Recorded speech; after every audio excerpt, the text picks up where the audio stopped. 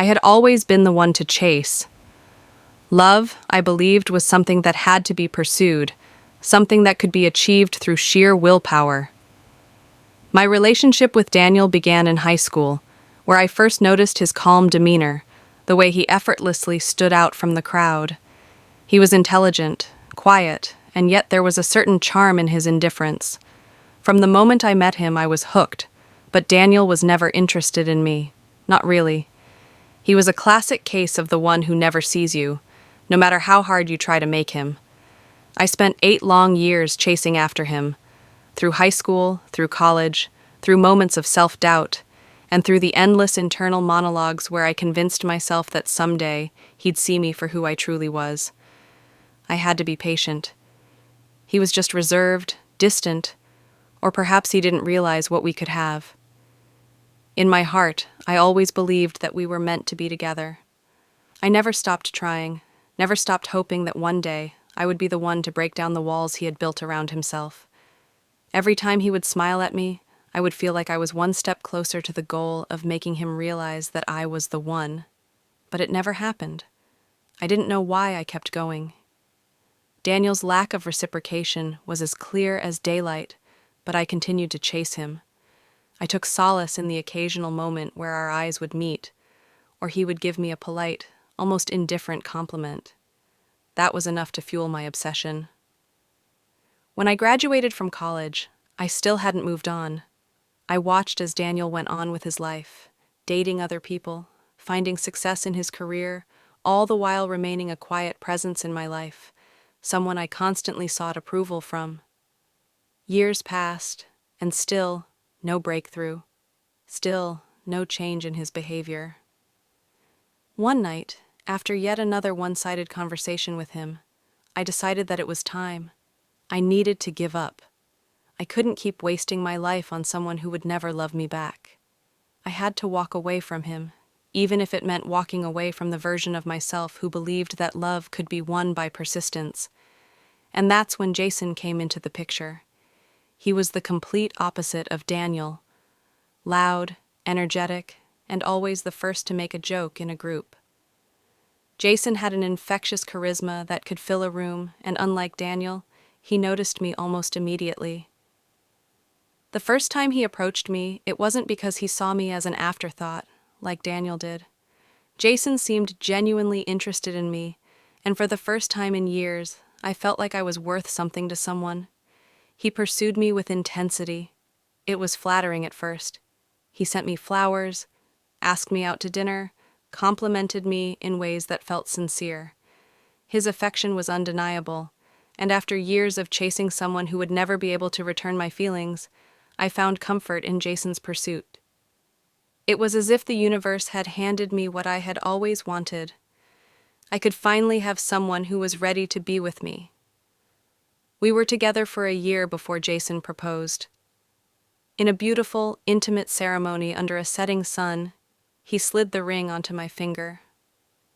There was no doubt in my mind that this was the right decision. He was everything I thought I had always needed, caring, affectionate, attentive. And yet, even in the midst of all of that, something in my heart felt wrong. The first signs of trouble didn't show up until after the wedding.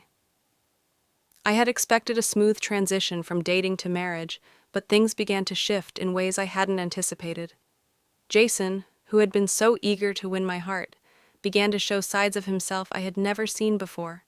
He became more controlling, constantly questioning where I was, who I was with, and why I was spending so much time away from him. At first, I chalked it up to insecurity, something that could be worked through with time. But it didn't stop there. Jason's jokes became sharper, more cutting. What once had been playful teasing began to feel like he was trying to make me doubt myself. He made me feel small, as if I were somehow responsible for his bad mood or his passive-aggressive remarks. But I had married him, hadn't I? I had chosen him after all. I reminded myself that this was the man who had pursued me so passionately, the one who had seemed to love me more than anyone else ever could. Yet, the deeper we got into our marriage, the more I realized that Jason's affection had never been about truly loving me. It had been about the chase, about winning me over in the same way I had once tried to win Daniel. Once Jason had me, once I was no longer a prize to be earned, the interest began to fade, replaced by a toxic need to assert control. The tipping point came on our first anniversary. We were supposed to celebrate with a romantic dinner, but Jason had other plans. He spent the whole day glued to his phone, responding to messages from work and ignoring me completely. When I finally asked him if we could spend some time together, he snapped, accusing me of being too demanding, too clingy. That night, I went to bed crying, realizing that the man I had married was not the charming, attentive lover I had imagined. He was a version of someone who needed to dominate, to control, to prove that he was always the one in charge. In the weeks that followed, Jason's behavior escalated. He started insulting me over trivial things: how I dressed, how I cooked, the way I handled my career. He made me feel like I was constantly under scrutiny, like everything I did was somehow wrong. I felt trapped in a marriage that had started with such promise, but had quickly turned into something I couldn't recognize. I had spent 8 years chasing after someone who would never love me back, and in doing so, I had married someone who, at the start, seemed to love me, but ultimately only wanted to own me. It was as though I had traded one type of unreciprocated love for another. Only this time, I was married to the wrong person, someone who had once pursued me with all the fervor I had once desired, but who, once he had me, showed his true colors as a selfish, manipulative person. As I sat on the edge of our bed one night, the weight of everything crashing down on me, I realized that love wasn't something to be chased. It wasn't something to be earned through persistence or pursuit. True love wasn't about convincing someone to see you, to notice you.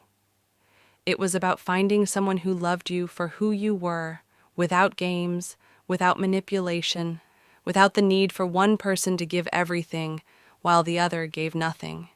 But that was a realization too late. I was already married, and now I was stuck, trying to figure out how to untangle myself from a marriage that had become a nightmare. Perhaps in the end, I hadn't been chasing the right person all along. Perhaps it was never about the chase. It was about finding someone who wouldn't turn out to be a jerk after all.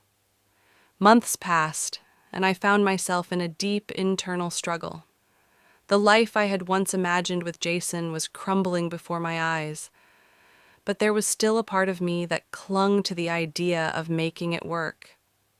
I had spent so many years searching for love, and now that I had it, in some twisted way, I wasn't sure how to let it go. I wasn't ready to walk away from everything I had invested in. But as each day passed, the emotional toll of living with someone who only drained me became undeniable. One evening, I decided to take a walk to clear my head. I needed space, something that would allow me to breathe and think clearly. I wandered through the park, the sun setting in front of me, casting a golden glow on the world around me. It was peaceful, a stark contrast to the storm raging in my heart. As I sat on a bench by the lake, I closed my eyes and let the breeze sweep over me. For the first time in a long while, I felt like I was just breathing. That's when I heard a familiar voice. "It's been a while."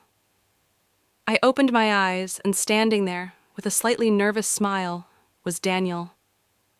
It was strange to see him. After all these years, after everything I'd gone through with Jason, Daniel still looked the same, calm, collected, and impossibly handsome. I couldn't stop the wave of emotions that hit me. It had been years since we last spoke, and now here he was, appearing as though he'd materialized from some distant part of my life I had long since buried. "Daniel," I said, surprised by the mixture of feelings rushing through me. "What are you doing here?" "I could ask you the same thing," he replied, his tone gentle. "But honestly, I've been thinking about you a lot.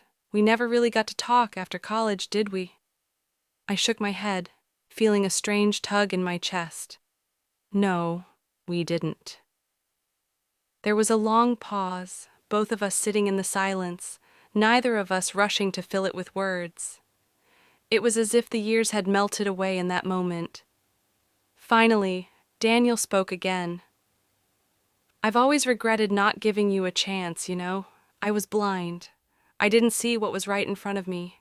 I was so focused on my own life and my own issues that I never considered what I might have been missing out on. My heart swelled at his words. The longing I had buried for so long, the hurt from being overlooked, suddenly felt validated. For the first time, it seemed like he was finally seeing me, not as someone to be ignored, but as someone worthy of his attention. You don't need to apologize, Daniel, I said, a lump in my throat. I was the one who always chased after you, and for years I thought that was how love worked, by proving yourself worthy of someone's affection. He nodded, his expression soft. I think I was afraid of something real, something meaningful. I've never been good at that. I laughed softly, the weight of everything I had been carrying suddenly lifting a little. You and me both, I said, wiping away a stray tear. We talked for hours that evening, long after the sun had set. It wasn't the kind of conversation I had imagined having with Daniel all those years ago, but it was perfect in its own way. We didn't talk about the past, the years I spent chasing him, or the ways I had tried to make him love me. We just talked about who we were now, about our lives, our journeys, and the lessons we had learned along the way. By the time I returned home, I felt lighter. I didn't have all the answers, and I didn't know what would happen between Daniel and me, but I knew that I needed to let go of my past, of Jason, of the person I had been chasing, and of the idea that love was something to be earned through struggle. The next morning, I made a decision. I would talk to Jason. I couldn't continue in a marriage that was making me lose myself. And, in the back of my mind, I knew that I couldn't wait forever for a love that had already been lost. I needed to find my own peace, my own happiness. Jason didn't take the news well, of course. He argued, tried to guilt-trip me into staying, but I stood firm. I was no longer the person who believed that love could be forced. I realized that I didn't need anyone to complete me, especially not someone who would treat me with disdain. The relationship ended, not with drama or bitterness, but with a quiet understanding that we were both moving on from something that was no longer working.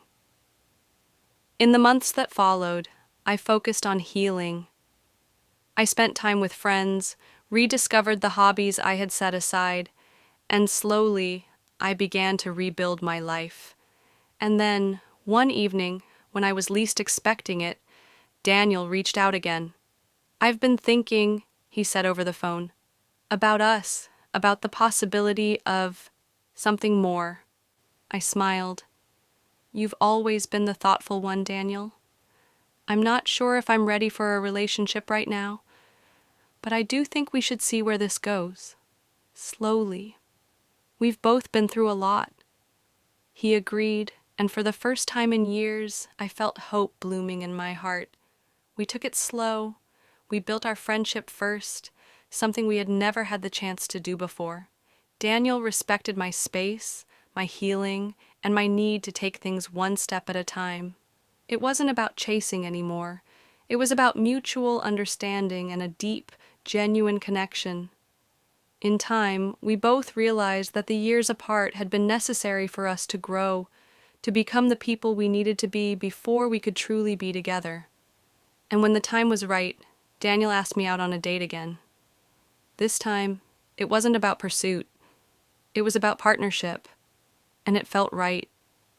We were married 3 years later, in a small ceremony with our closest friends and family, in a place that felt peaceful and full of love. This time, there was no chasing. There was only the quiet assurance that we had found something real, something that didn't need to be won or fought for. I had learned that love, in its truest form, wasn't about how hard you fought for someone's affection. It was about finding someone who saw you, valued you, and wanted to grow with you. I had spent years chasing someone who would never love me, but in the end, I found the love I had always deserved. Peaceful, reciprocal, and above all, real. And in Daniel's eyes, I saw not the man I had once chased, but the partner I had always needed.